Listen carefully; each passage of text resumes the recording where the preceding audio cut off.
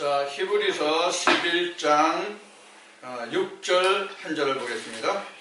신약성경 365쪽입니다. 히브리 11장 6절 한 절은 믿음이 없이는 기쁘시게 못하나니 하나님께 나아가는 자는 반드시 그가 계신 것과 또한 그가 자기를 찾는 자들에게 상 주시는 이이심을 믿어야 할지니라. 아멘. 히브리 11장 지금 1절부터 10절까지는 믿음에 관해서 이렇게 계속 설명을 해 나가고 있습니다. 구약의 창세기 때를 비롯해서 에녹에서부터 아담에서부터 시작해서 아브라함까지를 예를 들어서 믿음을 설명하고 있습니다. 우리가 그 믿음이라는 얘기를 많이 하고 살잖아요. 인간이 사는 세상 안에서도 믿음이라는 것이 존재되지 않으면 사회가 존속이 될 수 없죠. 가장 적게는 그 가정에서도 부부지간에, 부모와 자식지간에, 또 형제들지간에 이렇게 믿음이 그 존재되기 때문에 그 틀이 깨어지지 않고 유지가 되는 것이죠. 그래서 이 믿음이라는 것은 일상생활에서나 종교에서나 이 신앙에서나 막론하고 이 믿음이라는 것은 굉장히 중요한 역할을 하고 있습니다. 이 믿음이라는 것이 이렇게 중요한 역할을 하고 있는데 우리가 성경에서 말하는 믿음이 뭐냐 하는 것을 우리가 좀 생각해 볼 필요가 있어요. 뭐가 믿음이냐 하는 거예요. 그래서 우리가 믿음이라고 하면 대체적으로 종교 안에서 믿음을 우리가 잘 이야기하죠. 종교 안에서. 그래서 오늘은 그 히브리서 11장 6절 말씀을 지금 한 절을 주제의 말씀으로 본문 말씀으로 지금 인용해서 읽었는데 지금 오늘 말씀을 나누기는 히브리서 11장 1절부터 10절까지의 말씀을 놓고 한 절씩 봐가면서 믿음이 뭐냐, 그리고 믿음과 종교는 또 어떠한 것이냐 하는 것을 오늘 이 시간 좀 우리가 살펴보려고 합니다. 이것을 살펴보고자 하는 것은 믿음이라는 게 오늘날 교회 다니는 사람이나 아니면 절에 나가는 사람, 여타 많은 종교들에서 믿음을 얘기하면 그 믿음의 실체가 무엇인지를 알고 있는 사람은 우선 나보다 거의 없었던 것 같아요. 그냥 믿음이라고 얘기하지 믿음이 뭐냐고 물어보면 종이를 할 만한 그런 바탕, 그 소재가 자기 안에 가지고 있는 것이 거의 없는 것 같아요. 비단 나나 여러분들이나 동영상을 청취하는 분들이나 아니면 신학을 전공하고 박사 학위를 받은 그런 분들도 믿음을 정의하라고 그러면 어떻게 정의할까 하는 그런 생각을 많이 해요. 믿음이라는 것을 그렇게 많이 말하면서 말이죠.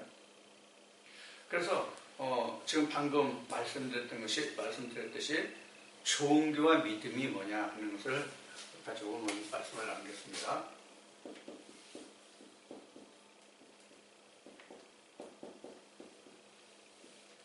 종교와 믿음은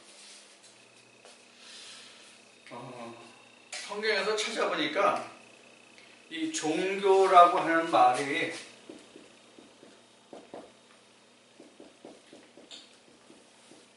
종교라는 말이 2번 나오더라고요. 그리고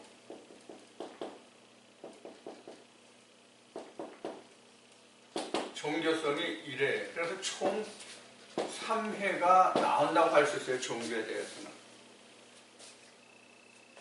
그 사도행전 17장에서부터 이제 나오는 말씀이 바로 이제 사도행전에서만 이 종교와 종교성이라는 말이 나옵니다. 왜 나오냐면 그 바울이 그 전도 여행을 가는 와중에 그 풍파를 만나가지고 어느 섬에 그 불시착하는 그런 그 대목이 나오죠. 사도행전에. 그때 그 본섬 주민들과의 이야기 사이에서 나온 말이 바로 이제 이 종교라는 이야기입니다. 그런데 우리가 종교라는 걸 내가 사전에서 찾아봤어요. 종교가 무엇인가? 우리 종교잖아요.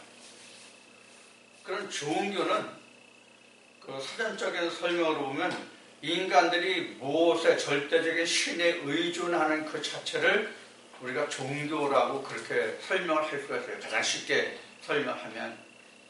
그래서 이런 그 종교를 어디에서부터 어디까지라고 할 수 있는가 하면 사전적인 설명으로 보면 우리 원시 신앙 있잖아요. 예를 들어서 시골에 가면은 지금은 있는 데가 잘 있나 모르겠네. 그 정승이라는 거 있잖아요. 정승, 장승인데 원래는 장승.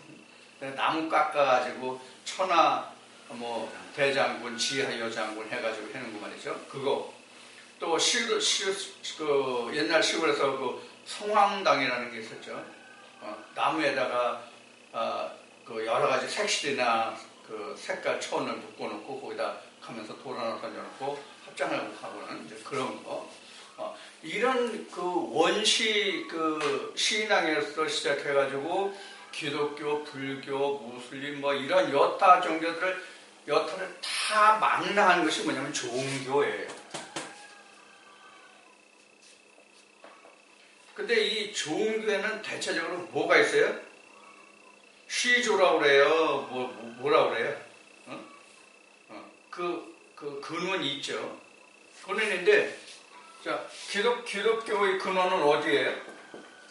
기독교의 근원은 예수예요? 아니죠. 하나님이에요. 그렇죠? 기독교는요. 그 시작이. 불교는 부처죠.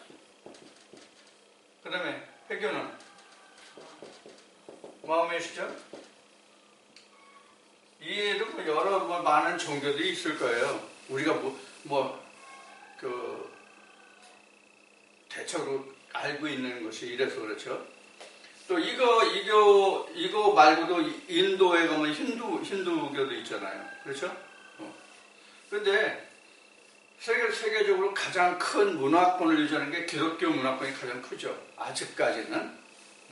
근데 기독교 문화권을 좀 분류하면 거기에 천주교가 많이 포함이 돼요. 우리나라는 개신교지만은 미국이나 영국 이쪽 유럽 쪽에는 내가 알기로는 다 가보지는 못했지만은 특히 유럽 쪽에는 내가 가본 나라가 사실은 없어요. 그쪽을 중심으로 들리는 바에는 거기는 기독교보다는 사실은 천주교 쪽이 더 강해요. 필리핀만 해도 가보니까 기독교보다는 천주교가 더 큰 포지션을 차지하고 있어요. 특히 미국 같은 데는요, 천주교권이 사실을 따지고 보면 기독교 문화권이라고 하지만 사실은 천주교 문화권이라고 하는 게 맞을 거예요. 같은 기독교라고 하지만 천주교도 기독교 속에 들어가나요? 그거 잘 모르겠네. 자, 여하튼 이제 이런 것이 이제 들어있거든요. 여기에 원시 종교도 포함한다고 되어 있어요. 사전적인 설명으로 보면. 그럼 원시 종교라는 것은 경이 없어서 그렇지 무수히 많단 말이에요. 사실 따지고 보면. 원시 종교까지 포함한다면 참 무수히 많아요. 지금 기독교나 불교나 회교는 경이 다 있죠. 나름대로요. 우리는 기독교는 성경이 있고, 불교는 불경이 있고, 회교는 뭐라 그래? 코란이 있죠. 이렇게 다 있잖아요. 그 경을 다 가지고 있어요. 그러니까 뭐를 가지고 있냐면 설계도를 가지고 있다 이렇게 볼 수 있단 말이에요. 자, 근데 종교 특성을 보면 이 불교나 마음에서는 어디서 시작했어요? 사람으로 시작했어요.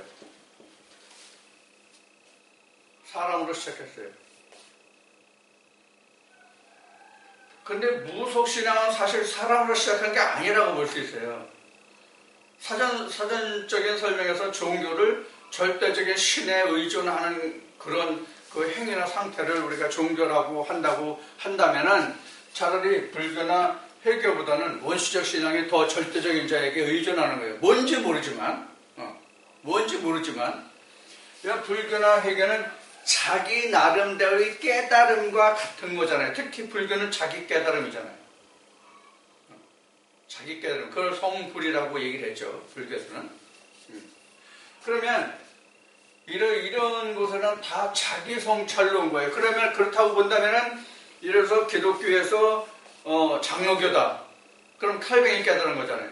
칼뱅이 터득한 교리잖아요. 저 채식이잖아요.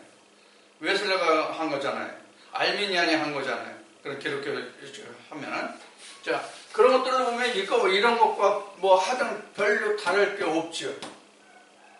근데 진짜 이 기독교라고 하는 여기는 성경을 바탕으로 하지만 하나님이나 예수는 사실 어떤 사람의 틀에서 나온 게 아니란 말이에요. 사람의 틀에서 나온 게 아니라고. 하나님과 예수는 사람의 틀에서 나온 게 아니에요. 신으로 시작해서 신으로 맞춰지는 것이 바로 성경이거든요. 그래서 예수님이 하신 말씀이 뭐냐면 나는 아버지께로부터 보냄을 받았다 이렇게 얘기했단 말이에요. 너희는 마귀 아벨에게서 들은 것을 말하지만은 본 것을 말한 거지만은 나는 아버지에게서 본 것을 말한다. 아버지가 말씀으로 그렇게 해서 세상에 번영을 받았다 이렇게 얘기했단 말이에요. 그러니까 사람에 의존하지 않았다는 뜻이 거기 들어있죠. 바로 그래서 그 종교 중에 기독교가 들어있지만 사실 기독교는 종교 속에 포함은 안 돼요. 엄격히 따지면 그래요. 근데 사람의 차원에서는 이게 종교란 말이에요. 그러니까 종교라고 하는 것은 사람의 차원이에요. 종교라고 하는 것은 사람의 차원이에요. 믿음만 신의 차원이에요.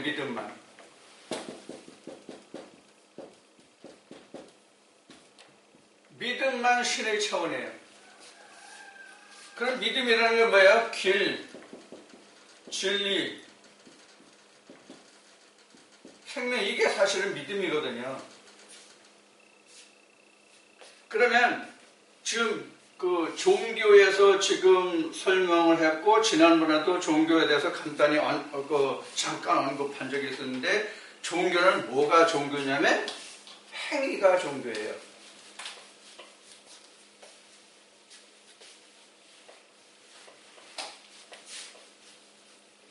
전에 한번 이렇게 써준 게 있을 거예요.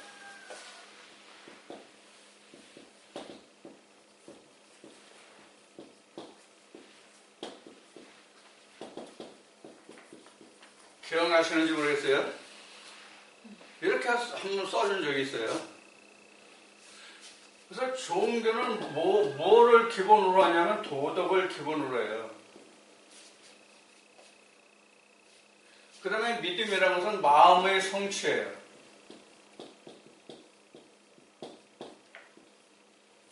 그럼 종교라는 것은 뭘 하세요? 도덕의 성취가 되겠죠? 그렇게 따진다면. 그래서 종교는 도덕의 성취예요. 그러니까 바로 뭐예요? 이것도 먼저 설명한 대로 이거는 문자적으로 흐를 수뿐이 없단 말이에요. 그래서 종교는 문자적으로 흐를 수뿐이 없단 말이에요. 그래서 살인하지 말라, 간음하지 말라, 도둑질하지 말라, 내 이웃을 속이지 말라, 내 몸같이 살아라. 이거 다 행위적인 도덕적인 개념으로 보는 것이죠. 그래서 창세기에서 요셉을 꿈꾸는 자라고 이제 그 형제들이 놀렸는데 요셉이 그 꾼 꿈을 어떠한 차원으로 봐요? Boys be ambitious로 이야기한다는 얘기를 한번 했었죠. 자, 그런 차원이 바로 뭐냐면 종교예요. 그러니까 종교는 이면적으로 들어가서 사전적인 설명을 보면 인간이 살아가면서 두렵고 힘든 것. 특히 인간이 가장 두려워하는 게 뭐라고 생각해요? 사람마다 물론 다르겠지만 죽음이에요. 죽음을 탈피해서 해탈했다고 하는 것이 바로 불교에서 얘기하면 그게 뭐예요? 성불이거든요, 그게. 그래서 그 부처가 바위에서 뛰어내리려고 하는데 천사가 받아서 그 죽지 않았다 이런 얘기를 했잖아요. 여러분 학교 다닐 때 들으셨는지 모르겠지만 저는 그렇게 들었어요. 그래서 그가 죽음을 이긴 자다. 성경도 죽음을 이긴 거잖아요, 결국. 죽은 자 가운데서 부활했다는 것이 바로 사망을 이긴 거잖아요. 그래서 매년 12월 24일만 되면 크리스마스 이브라고 그래가지고 예수 다시 사셨네 찬송을 하죠. 그게 바로 죽음과 관련된 거거든요. 자, 죽지 않고 살았다는 것을 다른 말로 성경에서 표현한 게 뭐예요? 부활이죠, 부활. 그렇죠? 죽지 않고 죽음을 이기고 살아났던 게 부활이죠. 그러니까 부처도 부활한 거고 예수도 부활한 거고 마음에도 해교서 코란도 결국은 뭐냐면 부활을 이야기하는 거란 말이에요. 코란은 마음의 그 코란은 사실 예수 이후에 자기가 하나님을 만나서 어떤 계시를 받았다고 해서 시작한 것이 코란으로 알고 있어요. 해교요. 자, 이와 같이 모든 우리가 일반적으로 말하는 종교는 이렇게 절대적인 신에 의존해서 인간이 가장 두려워하는 사망이나 또 인간이 살아가면서 어렵고 힘든 그런 거나 경제적인 거나 모든 것을 신에 의존해가지고 내가 그 어려운 난관을 탈피하고 극복하고 이겨나가자는 데 있단 말이에요. 결국 이래서 종교를 설명하는 것을 보면은 어려운 난관이나 죽음이라는 것을 어떤 신에 의존하고 서로 쉐어하는 거예요. 나누는 거예요. 그걸 극복하는 거예요. 두려움이나 그런 공포나 사망이나 사망의 공포가 가장 크죠. 그래서 이러한 것들을 서로 나누어 갖고 내가 혼자 질 거를 신에게 의존해서 나누는 거예요. 그런 것이 이제 그 종교의 특성이라고 말한다면 믿음은 전적으로 모든 것이 다 자신에게 있어요. 믿음은 전적으로 모든 것이 다 자신에게 있어요. 누가 아무것도 해주는 게 없어요. 믿음은 자기가 다 해줘요. 그래서 예수님이 내가 나를 따르려거든 뭐라고 그랬어요?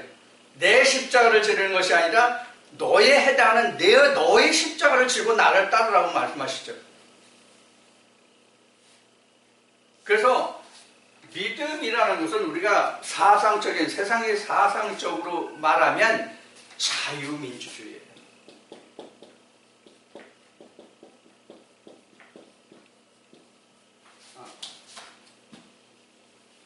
자유민주주의가 뭐예요? 책임과 권리가 따르는 것이죠. 책임과 권리가 따르는 거예요. 그러니까 예수님이 지실 십자가를 그 누구도 져줄 수가 없단 말이에요. 예수만 질 수 있는 십자가지 그 누구도 질 수 없는 거예요. 그래서 세베대의 두 아들을 데리고 그 예수에게 나와서 그 어미가 당신 나라 이러거든 이 두 아들을 당신 나라에서 좌회전 운전시켜 주십시오라고 했을 때 그 제자들에게 이렇게 말씀하셨잖아요. 네가 과연 십자가를 질 수 있냐? 내가 등이 질 수 있다. 예수님이 하신 말씀이 그 말에 대해서 그래 지금은 아니라도 나중에 지게 될 것이다. 그러면 그 세베대의 두 아들이 십자가를 졌을 때 예수의 십자가를 졌어요? 자기 십자가를 졌단 말이에요. 자기 십자가. 베드로는 베드로의 십자가를 진 거지 예수의 십자가를 진 게 아니란 말이에요. 응? 사도 요한도 자기 십자가를 진 것이지 예수가 진 십자가를 진 게 아니란 말이에요. 그러니까 믿음이라고 하는 것은 민주주의, 자유민주주의 정신이에요.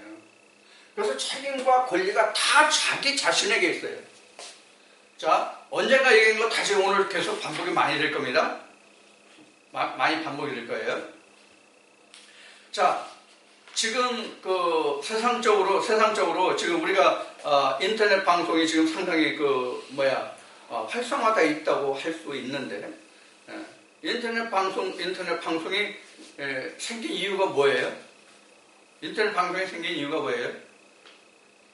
믿을 만한 매체가 없고 들을 만한 매체가 없고 다 왜곡되고 자기네들 편의주의적인 그 보도만 되기 때문에 유튜브 매체, 이 매체들이 많아졌다고 나는 생각을 해요.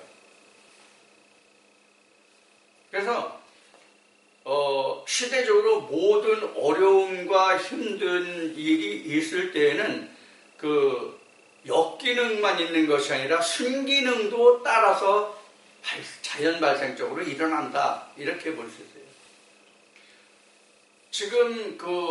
지금 유튜브가 활성화됐다는 얘기를 하니까 생각이 나는데, 얼마 전에 펜앤마이크가 있잖아요. 유튜브 방송에 펜앤마이크가 있어요. 펜앤마이크가 그 시청률이 그 KBS인가 뭐 MBC인가 보다 시청률이 더 높답니다. 뭐 KBS인 것 같은데 거기서 이야기하는데 확실히 기억이 안 나네. 어쨌든 그래서 KBS가 펜앤마이크를 뭐 악평을 했다나 뭐 호도했다나 하여튼 그런 이야기를 내가 언뜻 들었어요. 지금 이런 형편이에요. 그러니까 지금 사람들마다 자기가 듣고 있는 유튜브 방송이 뭐 여러 가지가 있으니까, 여러 사람들이 하고 있으니까 자기 그 마음에 맞는 그 채널을 찾아보겠죠. 알지 못하는 그 유튜브 매체들이 상당히 많더라고요. 자, 거기에서 보면은 거기서 본단다.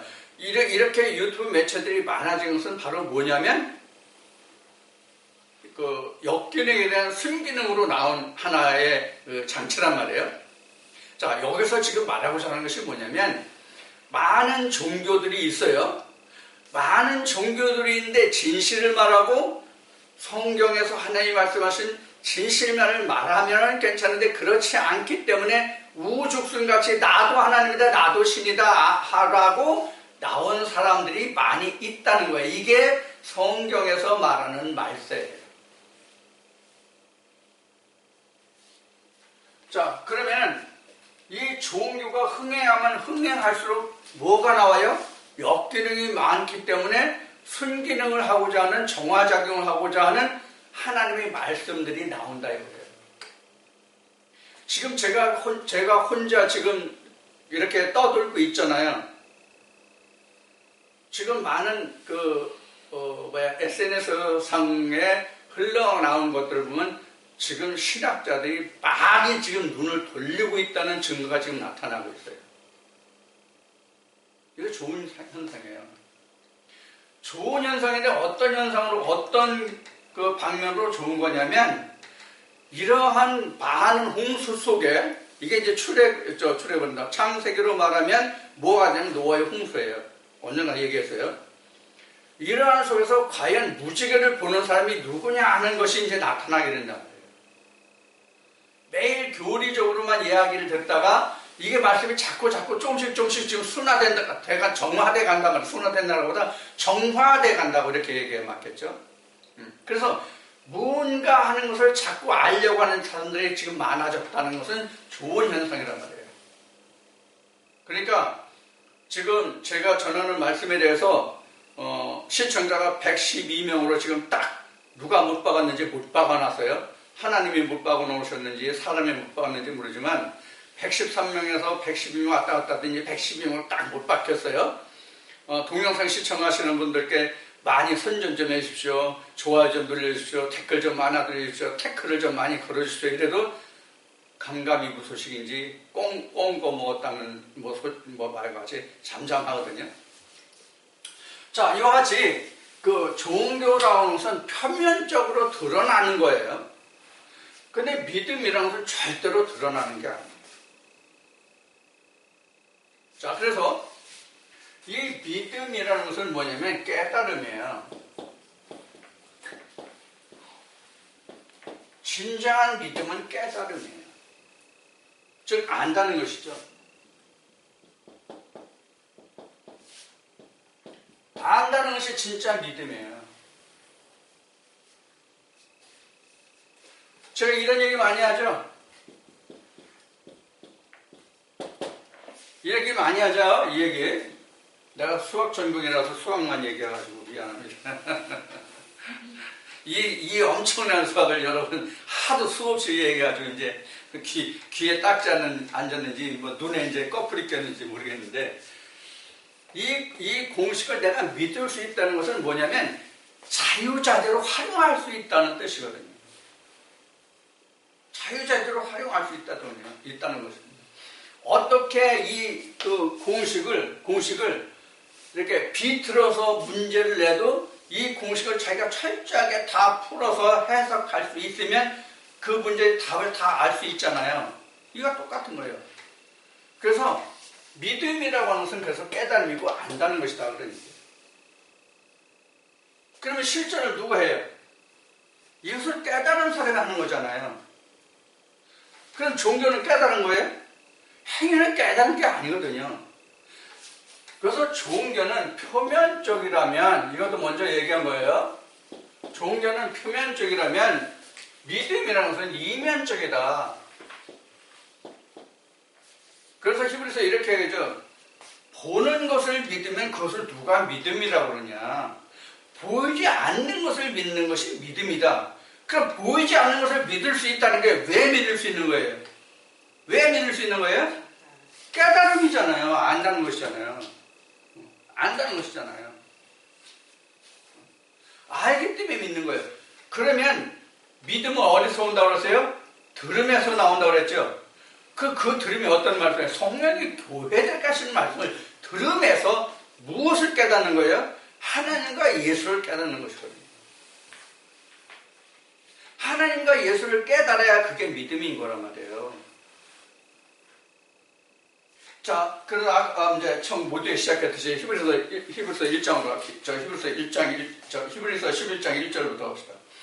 믿음은 바라는 것들의 실상이요 보지 못하는 것들의 증거다 이러듯이. 보지 못하는 것들의 증거. 뭐로 증거합니까? 보지 못하는 것을 증거하는 게 뭡니까? 바로 이거예요. 깨달음이에요. 깨달음이에요. 영어에 지금 갑자기 이런 생각이 나네요. 영어에 보면은 그 안다는 뜻이 대체적으로 뭐예요? 우리가 알고 있는 단어가 understand죠.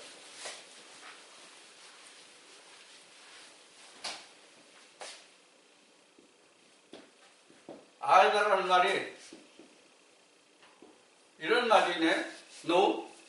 그 다음에 understand도 있나요? 이거 있잖아요. 또. 지금 know는 뭐예요? 이건 지식적인 거거든요. know는 지식적이거든요. 그래서 knowledge 하면 원래 지식이라고 풀잖아요. knowledge 하면. 지식이거든요. 그러니까 우리가 지금 제가 전하는 이 말씀에 대해서 knowledge로 하는 어느 목사가 있다는 걸 우리 알잖아요. 근데 사람들은 이걸 좋아하잖아요. 지식적으로 하는 걸. 누가 이 지식적인 걸 좋아한다고 바울은 성경에 고린도교회에 증거하고 있어요? 헬라인. 자, 그래서 know라는 것은 지식적으로 하는 거예요. understand는요. 이게 바로 깨달음이죠. 쉬운 얘기로. understand가 깨달음이잖아요. 무슨 얘기 하나 할까요?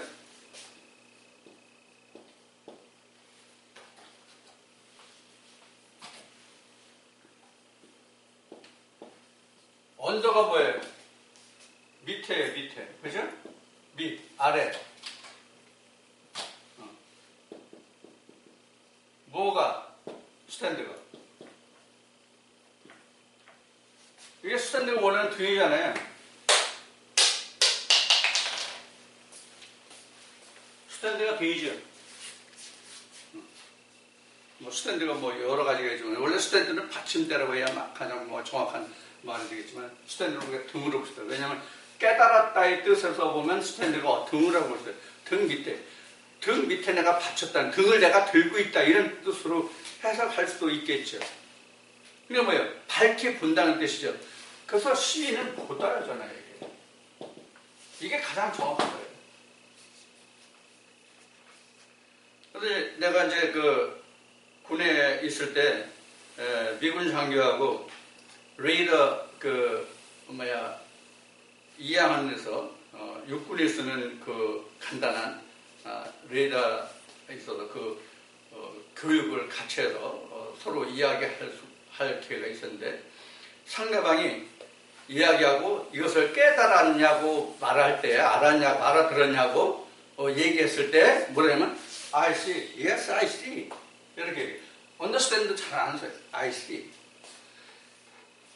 그 성경에서 보면 이 C라는 것이 그냥 단순히 우리가 시각적으로 보다라는 것보다는 깨달아서 그 속을 내가 보았다예요.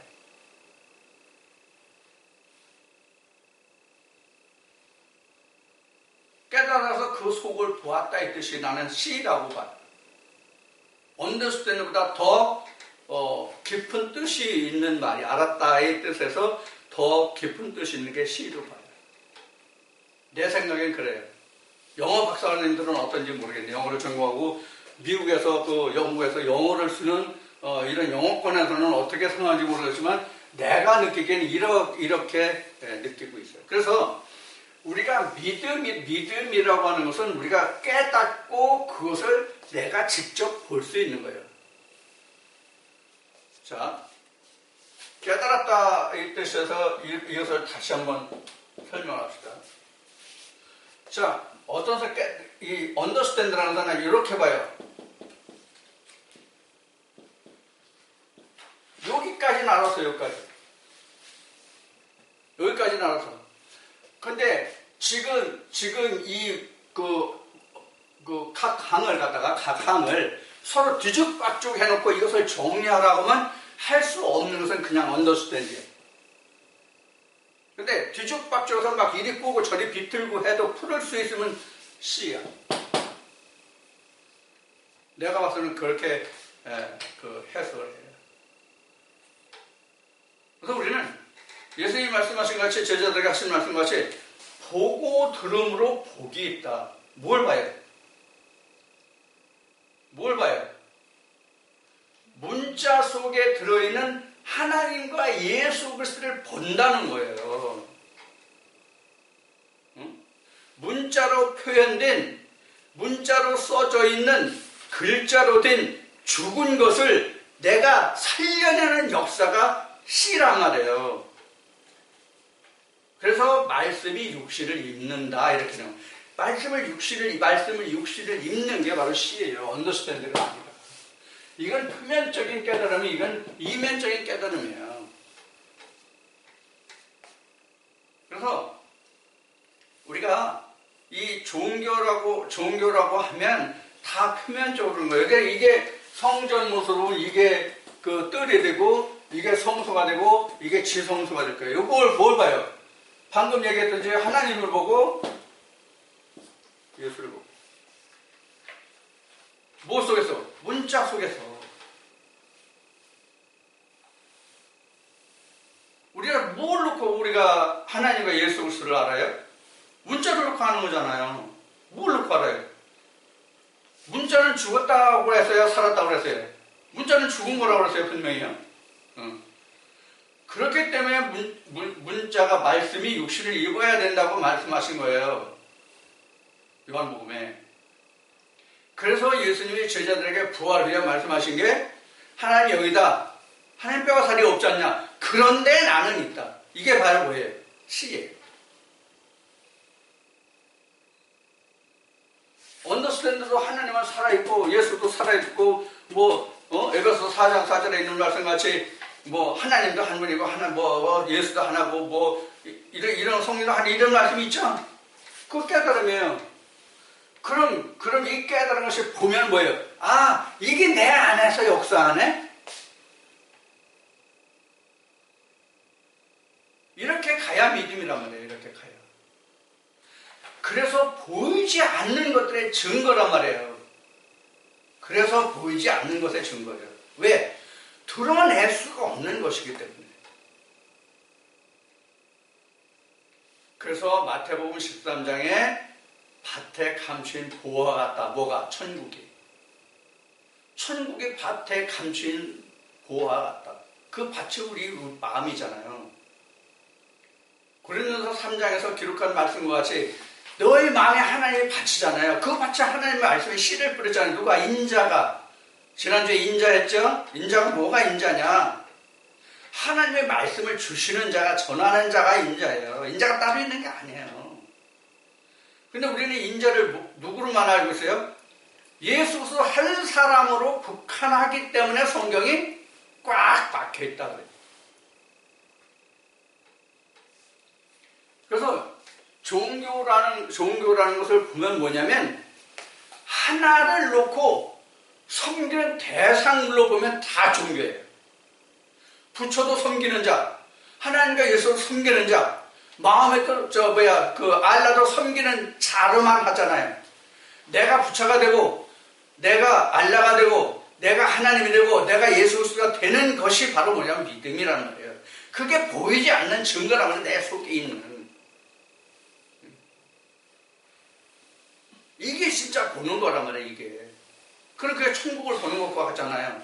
그게 아버지의 보좌와 같은 거란 말이에요, 그게.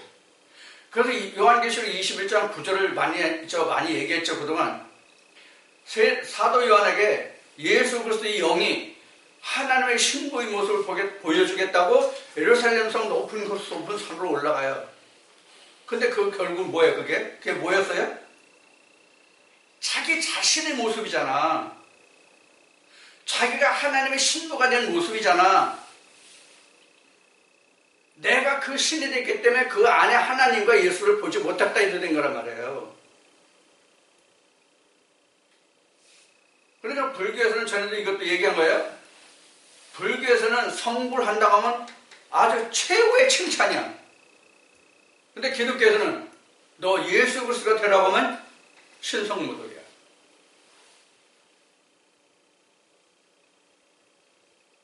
그러니까 이게 바로 종교의 특성이란 말이에요.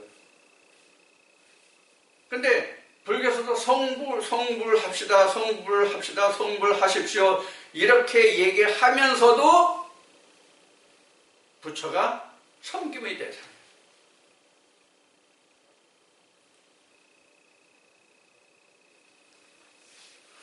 그래서 종교는 섬김이에요. 종교는 섬김이에요. 그래서 결론적으로 말하면 믿음과 종교를 결론을 낸다면 믿음은 자기 속을 정화시키는 거, 자기를 보는 거예요. 종교는 그냥 추종하는 거예요. 쫓아가는 거예요. 그래서 전에 제가 이런 얘기를 했죠. 신앙의 결국은 그러니까 베드로가 이제 다음 시간에 할 건데 베드로가 말한 믿음의 결국은 영혼의 구원이라고 그러겠죠. 이 영혼의 구원이라는 게 결국은 뭐냐면 become a Jesus Christ예요. 우리가 그렇게 글로업돼가는 자라가는 거죠. 그게 믿음이에요. 예수 그리스도로 지어져서 예수 그리스도로 자라가는 거란 말이에요. 그게 믿음이에요. 그 실상 그 증거가 어디 있어요? 각자 이렇게 된 사람만 그 안에 있는 거예요. 예수님 당시로 보면 제자들이 성령 그 오순절에서 성령을 받은 자가 바로 그것을 보게 됐죠. 그 전에 예수님이 그 요한복음 14장에서 17장까지 고별강을 쓴 그들이 그런가 보다 하고 깨달았어요. 그러다가 오순절을 통해서 실상을 보게 됐단 말이에요. 거기서 뭐가 됐어요? 그가 진짜 우리가 그렇게 기다리던 메시아였구나 하는 것을 그들이 제자들이 증거하게 됐죠. 이런 차이란 말이에요. 자, 그래서 그 히브리서 11장 1절은 바라는 것들 실상에 보지 못하는 것들의 증거다. 이렇게. 보지 못하는 것의 증거가 바로 뭐냐면 예수님이 말씀하신 하늘에서 내리는 생명의 떡이에요. 보이지 않는 것을 증거하는 것이. 보는 것을 증거하는 것은 누구나 할 수 있는 거예요. 자, 그래서 이 3절 보면 믿음으로 모든 세계가 하나님의 말씀으로 지어진 줄을 우리가 아나니 보이는 것은 나타난 것으로 말미암아 된 것이 아니니라. 그러니까 보이지 않는 것으로 해서 세상이 지어졌다는 얘기죠. 자, 히브리 11장 3절에 기록된 이 말씀의 말씀 중에 보면 거기 모든 세계가 하나님의 말씀으로 이렇게 되어 있죠. 이것을 이해하시려면 어느 말씀을 참고하냐면 히브리 처음에 1장 1절부터 한번 돌아가 봅시다. 우리가 여기 모든 세계가 그 하나님의 말씀으로 지어졌다니까 우리가 생각하기를 뭐를 생각할 수 있냐면 우리가 살고 있는 이 지구촌 아니면 그 우주계, 태양계 이런 것들을 생각할 수가 있는데 히브리서 1장 1절부터 보겠습니다.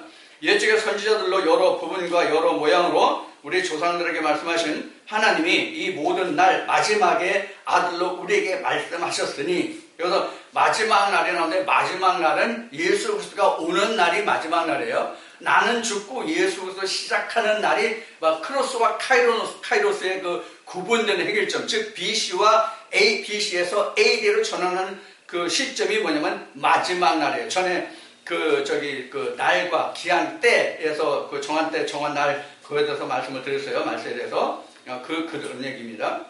이 모든 날 마지막에 아들로 우리에게 말씀하셨으니 이 아들을 만유의 후사로 세우시고 또 저로 말미암아 모든 세계를 지으셨느니라 이렇게 나왔죠. 자, 저로 말미암아 모든 세계를 지었다고 그래요. 그 모든 세계는 뭐예요? 하나님 나라, 이방 나라 이런 것들이에요. 간단히 말하면 이방 나라가 어디서 나왔어요? 하나님 나라에서 나왔어요. 그럼 이방 나라가 뭐예요? 하나님을 하나님 되게 하지 않는 성경을 바탕으로 한 종교가 이방 나라예요. 전에 얘기했죠. 하나님을 알지 못하는 이방인이라는 얘기 데살로니가 말씀을 이용해서 말씀드린 적이 있어요. 그래서 우리가 여기서 지금 히브리서 1장 1, 2절 지금 봤죠? 그래서 예수 그리스도가 지은 세계가 언제부터 예수 그리스도가 지은 세계예요? 우리가 그 신학을 바탕으로 2000년 전 과거 유대 땅에 왔던 그때가 예수 그리스도 시대 그때부터 지었다는 뜻일까요? 그렇게 생각할 수도 있죠. 지금 이 문장을 놓고 보면 히브리서 지금 1장의 문장 본문을 놓고 보면 그렇게 볼 수 있겠죠. 근데 이건 사실 창세기부터 예수 그리스도가 나오거든요. 창세기 때부터 예수 그리스도가 나온단 말이에요. 어디서부터 나와요? 사실은 창세기 1장 1절부터 나오는데 가장 가까이 보면 그 다음에 보면 창세기 1장 2절, 그 다음에 1장 3절이란 말이에요. 창세기 1장 1절이 없으면 창세기 1장 2절부터가 기록이 될 수가 없어요. 이건 이제 다음 시간에 이제 용어로 우리가 헬라하고 히브리하고 좀 구분해서 알려드릴 텐데. 자, 이와 같이 이제 종교와 믿음이라고 하는 것은 상당한 차이를 가지고 있어요. 엄청난 차이를 가지고 있어요. 그래서 믿음은 보이지 않는 것을 쫓아가는 거예요. 믿음은 보이지 않는 것을 쫓아가는 거예요.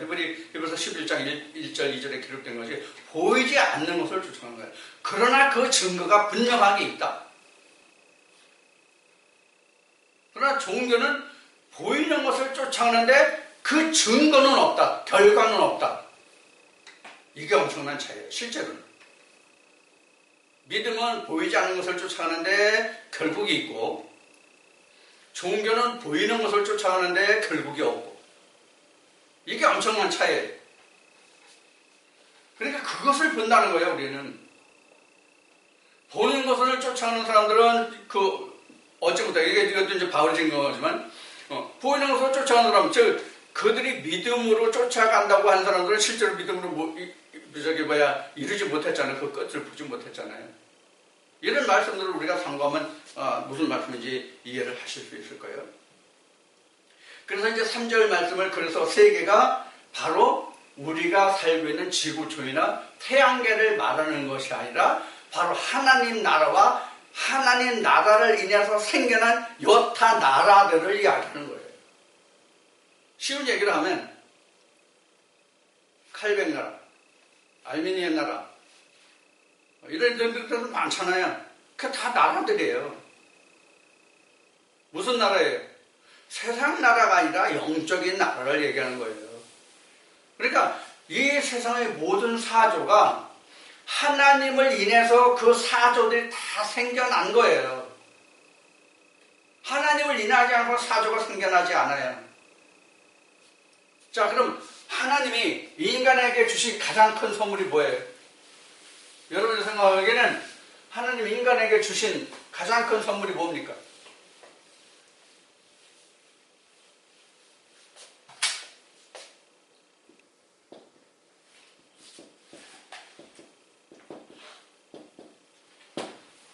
언어예요. 그래서 하나님 자체가 뭐예요? 언어예요. 하나님 자체가 언어예요. 구약에서는 다바르, 신약에서는 로고스로 나오죠. 하나님 자체가 언어예요. 그러니까 하나님을 안다고 하는 것은 언어가 있다는 얘기예요. 언어가 없으면 하나님께 다가갈 수가 없어요. 그래서 인간에게만 언어를 주고, 이 언어를 줬다는 것은 뭐냐면 사조가 있다는 얘기예요. 즉 사상이 있다는 얘기예요. 언어가 있어야 사상이 있는 거예요. 언어가 없어서 사상 없어요. 자, 이것을 이제 우리 볼 수 있고요. 그 다음에 이제 4절 봅시다. 믿음으로 아벨은 가인보다 더 나은 제사를 하나님께 드림으로 의로운 자라 하시는 증거를 얻었으니 하나님이 그 예물에 대하여 증거하십니다. 저가 죽었으나 그 믿음으로써 오히려 말하느니라. 이걸 좀 풀어드릴게요. 이거는 그 창세기 4장의 그 인용이잖아요. 지금 히브리 11장 4절은 창세기 4장의 인용이거든요. 그럼 창세기 4장의 등장인물을 보면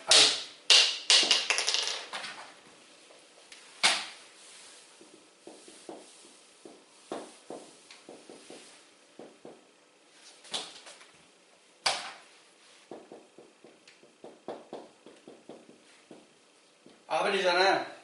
우리가 일반적으로 신앙에서 보면 이거 네 식구예요. 신앙으로 보면 네 식구예요. 그런데 믿음으로 보면 누구예요? 믿음으로 보면 뭐예요? 아담 하나예요. 이거를 이해 못하면 이거 무슨 뜻인지 모를 거예요. 창세기 4장에서 아담, 하와, 가인, 아벨이 있는데 신학적으로 이게 네 식구예요. 네 명이에요.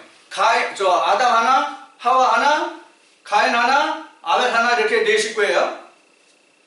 근데 실제로는 아담 하나라고요. 아담 하나에, 요 아담이라는 사람 하나에 요 셋이 다 들어있단 말이에요. 이게 뭐냐면 이 하와는 이스라엘로서 이거는 언약을 뜻하는 거예요. 요 가인은 형이에요. 먼저 된 자. 아벨 동생. 나중된 자. 요거 다음 주에 다시 설명드립니다. 이거 이렇게 된 거예요. 그러니까 지금 이걸 먼저 된 자는 우리로 말하면 소울이에요. 영어 히브리어는 푸시케죠. 나중된 자는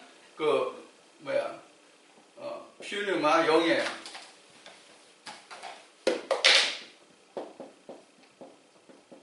이제 영이죠. 이제 이렇게 우리가 볼 수가 있어요. 이렇게 나눠볼 수가 있어요. 그래서 이 모두가 다 어디에 있어요? 사람, 즉 내 안에 있단 말이에요. 근데 우리가 가인 플러스 아벨의 제사를 드려야 된다고 여러 번 얘기했죠? 네. 이게 어디 있다고 그랬죠?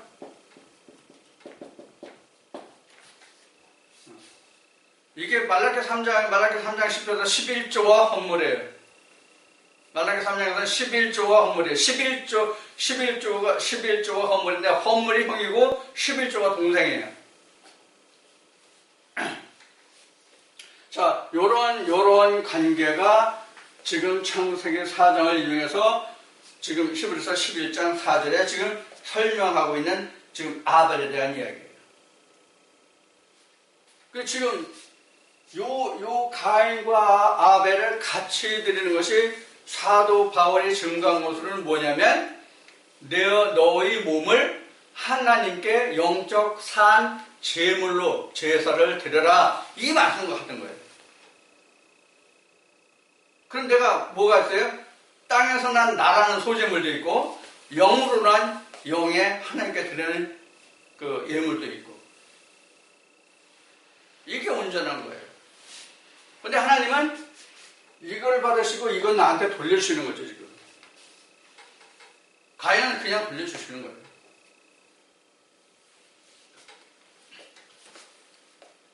자, 그 다음에 5절입니다. 믿음으로 에녹은 죽음을 보지 않고 옮겨오으니 하나님이 저를 다시 보이지 아니하니라. 저는 옮겨오기 전에 하나님을 기뻐하시게 하는 자라 하는 증거를 받았느니라. 무엇으로? 믿음으로. 그러니까 믿음이 아니면 하나님께 나아갈 수가 없고 하나님이 기뻐하시지 않는다는 얘기죠. 자, 그런데 우리는 에녹이 어떻게 알고 있어요? 마치 천사가 그냥 올라가다 그렇게 올라간 줄 알고 있어요.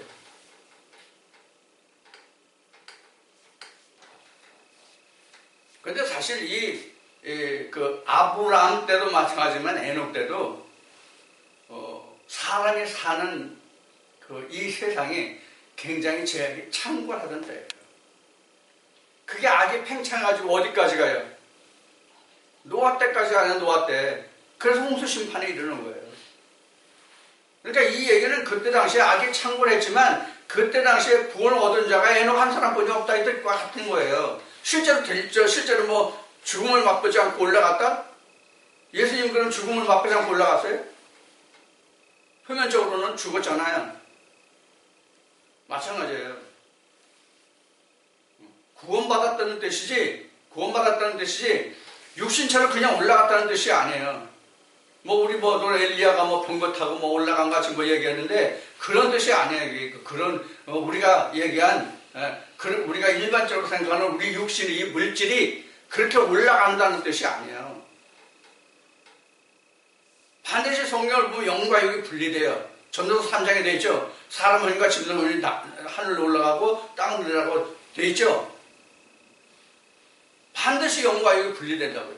땅의 것과 하늘의 것이 분리된다고요. 우리가 마지막 날에는 그런 뜻이라는 것을 여러분들이 이해하시면 됩니다. 5절에 그래서 이제 그 6절 보면 믿음 없이는 하나님, 또 나오네. 믿음이 없이는 기쁘시게 못하나니 하나님께 나아가는 자는 반드시 그가 계신 것과 누가 하나님이 계신 것과 또한 그가 자기를 찾는 자들에게 상 주시는 이심을 믿어야 할지니라. 여기 함정이 있죠. 뭐가 함정이? 그를 찾고 믿는 자들에게 복을 주시는 것을 믿어야 한다는 것이죠. 자, 그러면 앞에 믿음이 뭐라고 그러세요? 믿음이 결국이 깨닫는 것, 아는 것이라고 그랬죠. 무엇을? 하나님이 영이시라는 것, 영이 무엇이라는 것을 깨닫는 거예요, 사실은. 그것을 내가 깨닫고 보게 돼야 된다는 얘기를 지금 하고 있는 거예요, 제가요. 그러면 누가 하나님이라는 문자를 통해서 예수 그리스도를 보고 그것을 내가 가졌느냐 하는 거예요. 이게 믿음이거든요. 그런 자에게 하나님이 상을 주신다는 거예요. 말만 내가 믿는다고 하는 그들에게 상을 주신다는 뜻이 아니란 말이에요. 이게 바로 이 문자 속에, 글자 속에 들어있는 뜻이에요. 근데 우리는 믿음이라는 걸 우리가 뭐로 봐요? 종교적으로 보면 교회 나가면, 절에 나가면, 그 회교 사원에 나가면 다 그 종교를 믿는다라고 얘기하죠. 그래서 전에 뭐라고 그러세요? 부름받은 자와 택함을 받는 자다 뭐라 그러세요? 콜과 추순을 얘기했죠. 콜과 추순을 얘기했죠. 다 그 자리에 교회 나가든 절에 나가든 회계 사원에 나가든 그 사람들은 다 뭐예요? 추순이 아니라 콜링이야. 콜링. 콜드는 아니면 콜드. 그냥 불림을 받아온 거예요. 거기에서 출애굽하는 자만 추순이 될 자가 있을 거다 하는 얘기예요. 그것도 기독교에서. 그래서 예수님이 구원이 유대인에게서는 아니라 이렇게 얘기했다고 이것도 전에 말씀을 드렸어요. 그래서 이제 믿음 없이는 이렇게 이제 6절에 설명한 말씀이 그 말씀이고요.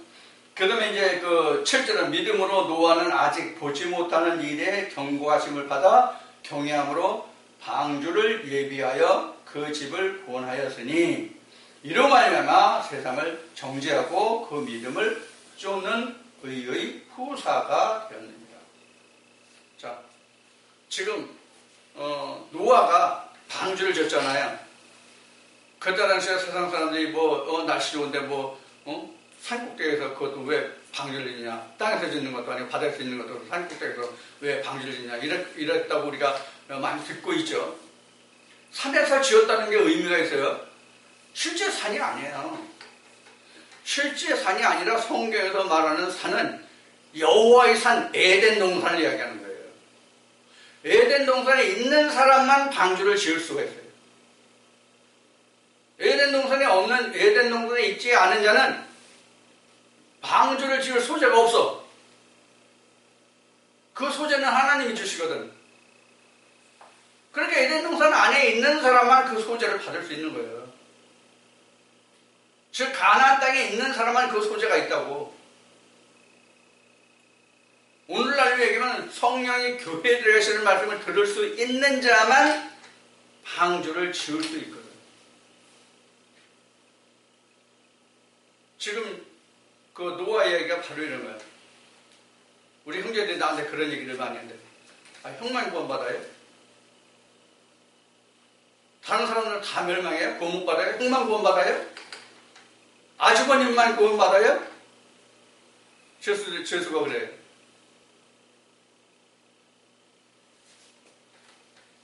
나만 구원받는 뜻이 아니잖아요. 내가 구원을 한다는 뜻도 아니잖아요. 나한테 오라는 뜻도 아니잖아요. 하나님께 예수 그리스도께 나오라는 뜻이지 나한테 나오라는 뜻도 아니잖아요. 하나님과 예수 그리스도가 구원을 시켜주지 이태수가 구원시키나요? 목사가 구원시켜주느냐고요? 아니란 말이에요. 그렇죠? 네. 그러니까 앞에 나온 말씀같이 자기가 무엇을 추구하든지 간에 하나님을 쫓아가면 하나님을 찾을 것이고 그 자기가 하나님을 상 주실 거고 하나님을 진짜로 알면 자기가 열심히 하나님이라고 쫓아가는데 그것이 바알에서는 바알이 상을 줄 것이고 그렇다는 얘기예요. 인간이 뭘 합니까? 아무것도 못하죠. 하나님의 신이신 말씀이 하는 거지. 그 말씀을 어떻게 보느냐? 표면적으로 보냐? 이면적으로 볼 수 있느냐? 근데 이면적으로 볼 수 있는 게 진짜 성경을 보는 거잖아요. 표면적으로 보는 건 누구나 다 볼 수 있잖아요. 50년대, 60년대는 문명이 지금도 없지는 않지만 이 동네에 봐도 문명들이 있어서 한글을 가르쳐 주는 그 선생이 일주일에 2번 온다고 그래요. 얘기 들으니까. 근데 교육받는 그 할머니 얘기 들으니까 남 놓고 격절을 빨리 기억을 못 하더라고. 얘기 들으니까. 답답해 죽겠대요. 그러니까 보기는 보아도 듣기는 들어도 보지 못하고 깨닫지 못함이라 너희가 내 말을 들을 줄 모르기 때문이다. 이렇게 예수님이 말씀하시잖아요. 똑같은 거예요. 지금도. 이 말을 들을 줄을 모르는 거예요. 그러니까 세상 말로 얘기하면 까는 거지. 자, 노아의 방주가 나왔고요. 그래서 노아의 방주는 바로 뭐냐면 예수님이 말씀하신 것 같이 집을 짓는 자예요. 어떤 집을 짓느냐는 거예요. 여호와의 집을 짓느냐, 바알의 집을 짓느냐, 모래 위에 짓느냐, 반석 위에 짓느냐가 바로 그런 이야기예요. 그래서 8절 보면 믿음으로 아브라함은 부르심을 받았을 때에 순종하여 장래 기업으로 받을 땅에 나갈세. 자, 부름을 받아서 장래 얻을 땅이 어디냐? 부름을 받아서 가나안 땅에 갔는데 가나안 땅의 주인이 아니라 객으로 갔죠. 그렇죠? 요게 부름을 받았을 때, 그 후에 애굽에서 종살이하다가 다시 가나안 땅에서 업으로 받잖아요. 이게 바로 그 기업으로 받을 땅에 나아갈 새예요. 이것이 계시로 이야기하면 지금 전천년 후천년이라고 신학자들 이야기하는 부분과 같은 맥락이에요. 그래서 하나님이 부르심으로서 가나안 땅에 들어가면 이제 첫째 부활은 이룬 거예요. 첫째 부활은 이룬 거예요. 아브라함으로 받는. 그 다음에 종살하고 그 모든 걸 다 이기고 가나안 땅에 들어와서 모든 대적을 물리치는 게 일곱 재앙과 같은 거예요. 그 안에 이제 일곱 나팔을 듣는 거죠. 그 음성을 들어서면 인을 뗀 거고요. 이런 과정이 필요해. 이런 과정을 거쳐서 그가 하나님을 믿는 하나님의 의로 그가 하나님의 벗이라는 칭함을 받게 된 것이란 말이에요. 그래서 아브라함이 사실 구원받은 게 아니라 사실은 누가 구원받았어요? 4대 후 자식들이 가나안 땅을 얻었으니까 우리가 본문적으로 얘기하면, 본문적으로만 얘기하면, 평소에 본문으로만 보면 아브라함이 구원받은 게 아니라 사실 그 후손들이, 4대 후의 그 후손들이 구원받은 거예요. 이때 당시에 구원은 가나안 땅에 들어가는 거였으니까. 그런데 아브라함을 우리가 구원 못 받았다고 얘기하는 사람이 있습니까? 아브라함 다 구원 받았다고 얘기하고 실제로 구원 받은 자예요. 자, 그 다음에 9절을 봅시다. 믿음으로 저가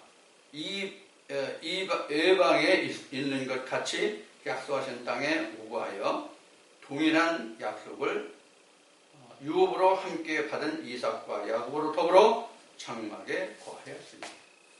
이건 뭐냐면 하나님이 아브라함과 언약할 때 너로 언약하지 않고 내 씨로 날 이삭으로서 내가 언약하겠다는 말씀을 지금 이렇게 기록한 거예요. 그것을 여기 기록하고 있어요. 그래서 믿음으로 저가 외방에 있는 것 같이, 어디 있을 때? 가나안에 있지만 외방인 같이, 그래서 나그네라고 한 거예요. 이들을. 히브리인들이 원래 건너왔다는 뜻이에요. 이주한 사람들이라는 뜻이에요. 그러니까 이방인이 하나님 나라로 건너왔다는 뜻도 돼요. 오늘날 우리로 얘기하면. 그래서 이게 히브리인이에요. 오늘날 우리가 지금 이 말씀을 듣는 성령 교회들에 가시는 말씀을 듣는 모두는 다 히브리인이라고 보면 돼요. 그래서 이것을 바울이 정의했잖아요. 믿음으로 난 사람들은 다 아브라함의 씨다. 그럼 아브라함의 씨는 뭐예요? 히브리인이잖아요.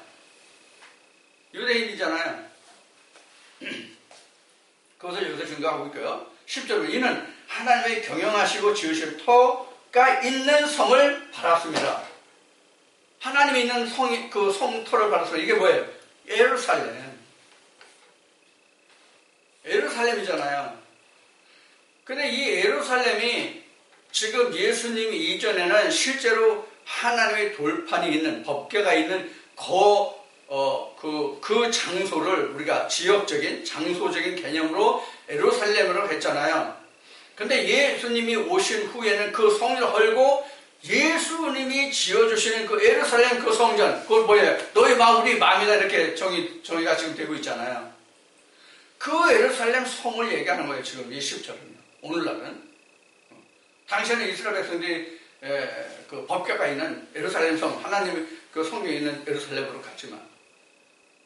그래서 그때는 상징적으로 이 성경이 어디서만 있었어요? 예루살렘 성 안에만 돌판이 있었잖아요.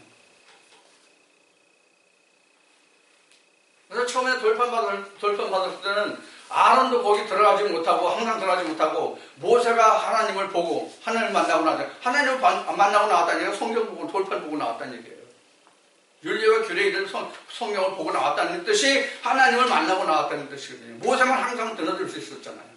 법이 그때 그랬고, 실제 다른 사람이 들어가면 죽었으니까. 대제사장만 1년에 한 번, 두 번, 세 번, 네 번, 몇 번 들어갔는지 모르지만 여러분 성경에 그건 기록이 되어 있지만 1년에 한 번 대제사장이 들어갈 수 있어요. 그러나 모세는 수시로 들어갈 수 있었죠. 근데 지금은 어떻게 합니까? 항상 들어갈 수 있잖아, 지금. 그분이 활짝 열렸잖아. 그래서 지금 이 시대는 성경의 제목으로 보면 리볼루션이야. 다 폭로된 세상에 지금은. 그런데 그걸 비밀이래. 폭로됐는데 비밀이래. 이러한 웃기는 코미디가 있나. 자, 이와 같이 이제 믿음에 대해서 지금 히브리 11장 1절부터 10절까지 이렇게 적나라하게 지금 설명하고 있어요. 지금 그 가인 아벨부터 시작해가지고 아브라함 때까지. 이게 창세기적 설명이잖아요. 창세기를 놓고 설명하는데 이게 사실은 신약에서 보면 이게 다 똑같아요. 구약에서 신약까지 다 이런 거고 똑같아요. 아브라함이 사실은 우리가 그 영적으로 따지면 신약이거든요. 아브라함. 왜? 아브라함 때부터 가나안이 열리잖아요. 신약이라는 것은 가나안 천국을 이야기하는 거거든요. 그래서 우리가 신약이라고 하면 구약과 신약을 성경적인 분류 2000년 전 과거 유대 땅에 예수가 왔던 그때부터 기록되고 증거된 것들을 우리가 신약이라고 보고 그 이전을 구약이라고 보는 개념이 지금 자리 잡고 있잖아요. 신학계에. 그렇지만 이 지금 그 히브리 11장 1절부터 10절까지 이 말씀을 보면 지금 구약과 신약이 지금 확실히 증거되어 있는데 사실 성경에서 따지면 구약과 신약이 없어요. 성경에서는 구약과 신약이 구분이 없어요, 사실은. 왜? 언제나 동일한 똑같은 말씀이니까. 그래서 전에 이런 얘기를 했었죠. 창세기 1절, 하나님 태초에 천지를 창조하셨죠. 요한복음 1장 1절 봐요. 하나님의 말씀에 있어서 그 말씀이 천지를 창조했다고 그랬죠. 그럼 창세기 1장 1절이 먼저야, 요한복음 1장 1절이 먼저야. 하나님의 말씀이 있어야 천지 창조가 되잖아요. 그럼 어느 게 앞서고 뒤에 섰다는 구분이 있어요? 현재?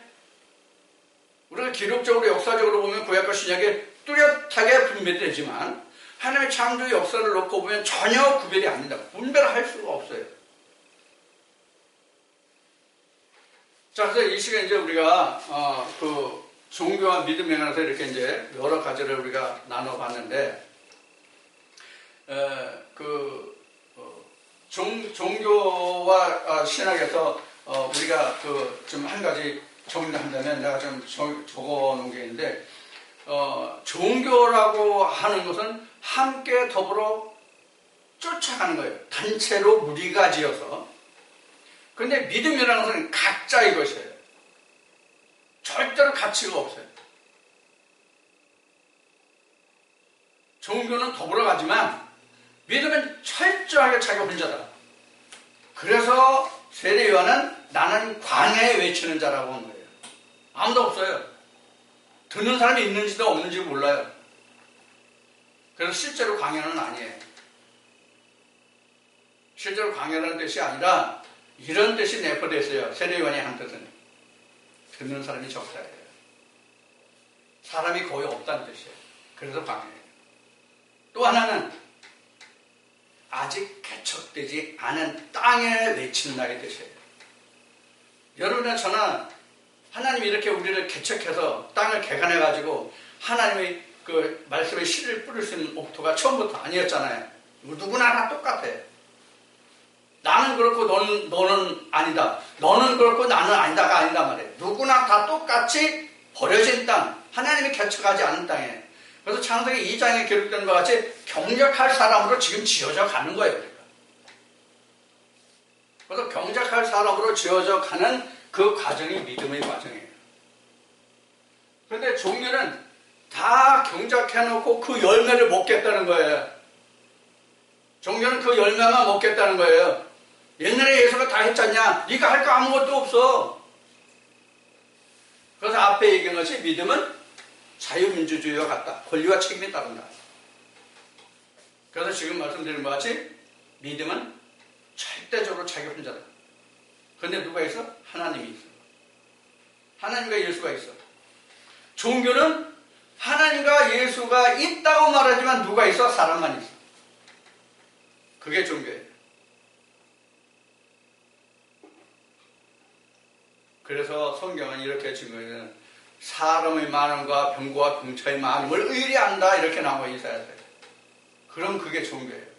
아 우리 교단이 몇 개고 인원이 몇만 명인데 이거예요. 이건 종교예요. 그래서 히브리서 11장에는 많은 사람들을 열교했습니까? 대표적인 한 사람씩 열교했어요. 가인과 아벨 열거했고요. 네? 그래서 아브라함까지 한 사람씩 열거했잖아요.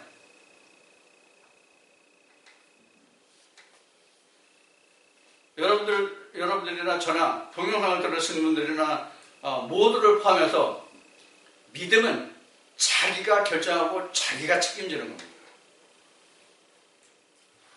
목사 책임 없어요.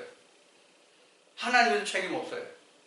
각자 자기가 히브리서 이 말씀에 지금 쭉 1절에서 10절까지 읽으면서 말씀드린 것 같이 다 각자 자기가 자기 믿음이 누구를 찾느냐라는 말씀도 있잖아요.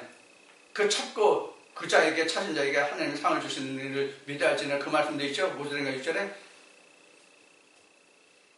그래서 지금 결론으로 말씀드리면 종교와 믿음이 바로 뭐가 틀리다? 표면적인가 이면적인 것인데 지금 믿음은 절대적으로 자기가 스스로 모든 것을 결정하고 책임지고 자기가 다 끝까지 다 해야 된다.